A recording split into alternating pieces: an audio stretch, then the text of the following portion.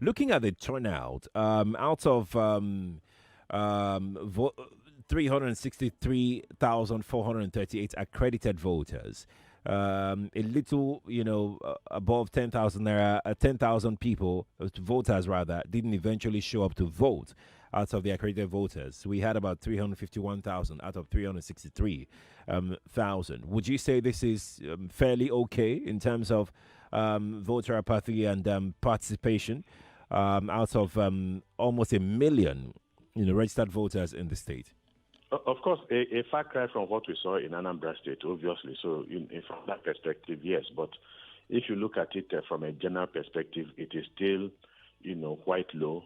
Of course, you are talking about, if you want to put it in percentage, points, it's about that represents about 30% of the total number of registered voters, and 30% is not still too good. So a lot more needs to be done. A lot more needs to be done, to ensure that far more people. If you're talking about 50-60% of the voting public, then you can begin, to be positive about where we are going. So that would mean that about 65 to 70% of registered voters did not turn out. That is still not a very good sign if you're going to look at it from that perspective. So much more needs to be done, obviously. Shegun Oni of the SDP, he polled about 82,211 votes, and he seemed to be of the opinion that he's not satisfied with the result. In fact, some of his followers seem to think that he won the election. You covered that. What's your thoughts on that? Ultimately, I mean, he has a right to go to the tribunal to make his case and hopefully to provide his evidence. Right. But what we saw, and I think in the post voting period, when they were interviewing some of the aspirants, right, the candidates, he was also interviewed, and he didn't complain much about the way the election was going. In fact, most of them were quite effusive in their praise of INEC. But again, if he has a complaint, the complaint must be based on something. Right. If he goes to court, then he must feel that the reasons that compelled him to court are weighty enough to make a case at the tribunal. But what I know is that the election was peaceful. What I know, and I believe, is that the winner of that the person that was declared winner of the election actually won that election on the basis of what we tracked, on the basis of what we saw. Let's talk very briefly about the situation of votes buying. We saw videos, Achike. There was no place that we did not have across the 16 local government areas in Ekiti State that we did not have active voter inducement. The buying and purchasing of and selling of votes taking place, obviously. In fact, in some places they were so blatant. Once they come in, the way the voting cubicle was arranged, and then the way the party agents were also milling around these same cubicles. A voter comes out after having cast his or her vote.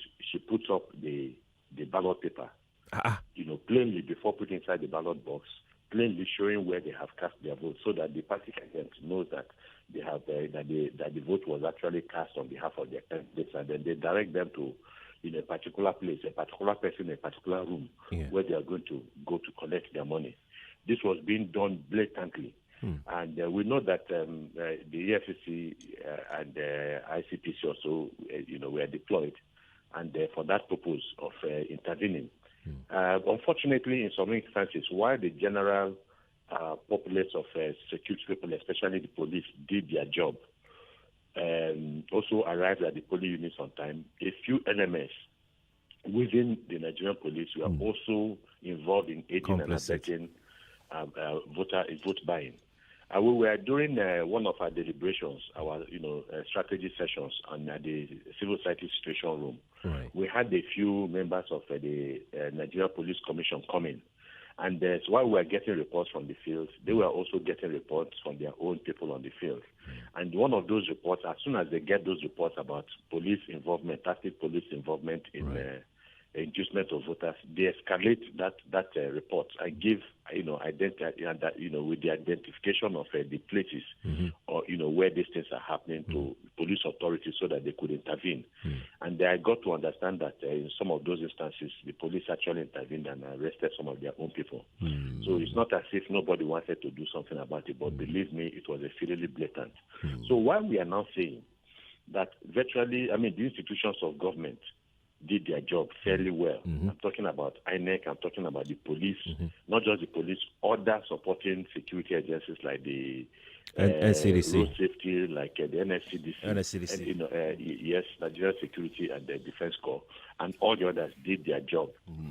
The politicians once more failed the nation. What are the takeaways from this election? And this is my final question to you, Achike. What do you think that we have learned, or we can learn, we can improve upon in the coming elections? Yeah, one is the fact that elections should not be do or die. Is that fact, and I think I'm seeing the people imbibe that. And I'm seeing the politicians reduce their level of virulent rhetorics, because these are the things that their supporters, are looking out for. These are the things that their supporters hear, and they are motivated either to create some level of violence or to move along the path of peace. So I think from that perspective, it is also good. So the fact that the election was peaceful is down to the people of Ekiti State. I must thank them for that. But again, we also have to be careful about the level of praise for also the people of Ekiti State, because they are the ones that engaged massively in vote selling. And this in itself, again, undermines our democracy. Because what it does is that once the politicians, and we know, once the politicians have bought you, they do not feel any obligation to you. And, because they believe that they have paid you off. And so we must avoid that situation. So at that level, they didn't do too well. Then for INEC also, they were able to get their logistics right. And some of us had questioned, again, because of the serious politicization of the NURTW. Unfortunately, INEC has had to use their vehicles for logistics in conveying their material, sensitive and non-sensitive. And that is extremely dangerous, where you have, especially in the Southwest, really, where you have very active NURTW organizations also involved in the process, and they are all affiliated to one political party or the other. Therefore, they are partisan. So to also put your faith in the hands of people that are partisan becomes a problem. But I think because this is an off-cycle election, INEC was able to find a way around it. They were able to deploy their Hiluxes and their vehicles from the various locations in the Southwest, and then all of them moved to Ekiti State, and they used those vehicles to convey their own sensitive material. So perhaps I think that is a way to go. We must look for a way to have better logistics and to be sure that those people who are involved in conveying election materials are not very partisan, because a lot of mischief can be done in the process. And then the police did well. The police exceedingly well.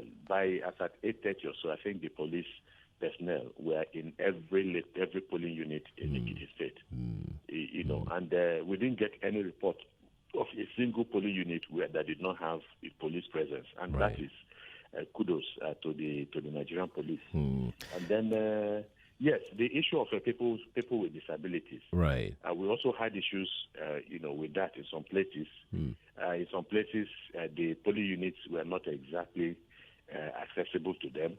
In some other places, of course, the people of Ekiti State accorded a lot of respect for pregnant women and old elderly people. They allowed them, to the front of the queue. Immediately they saw them, and I think that was also a good one. Achike Chude. And those people with albinism, the albinos and so on, are also part of also people with disability, living with disabilities. But in some instances, voters were not impressed. They didn't feel that there are people with disabilities and refused to give them space on the queue. Achike, thank you. I think it's still an ongoing battle to Right. ensure that Absolutely. the people with disabilities are given greater recognition. Of Absolutely. course, there is, because there is a policy in place in the country Achike, for that recognizing we them. we have to go now, Achike. Thank you so much for the good work that you do. We'll talk some more as we have one more off-cycle election to go before the general election. Thank you again for joining us today. Lagos, I have to go. My job is off today. I'll be back tomorrow at 5 for Morning Crossfire. But in the meantime, Mr. Brown is here and he's got an information for you. Stay here. This is an infomercial. Hey, it's your Deals Plug, and as usual, I've got the most fantastic information on the market, and it's 99.3 Nigeria Info. We are more than just radio. Subscribe to our YouTube channel at Nigeria Info FM. Check us out on Facebook at Nigeria Info 99.3. Follow us on Twitter at Nigeria Info FM and on Instagram at Nigeria Info FM Lagos for live updates as it happens. 99.3 Nigeria Info.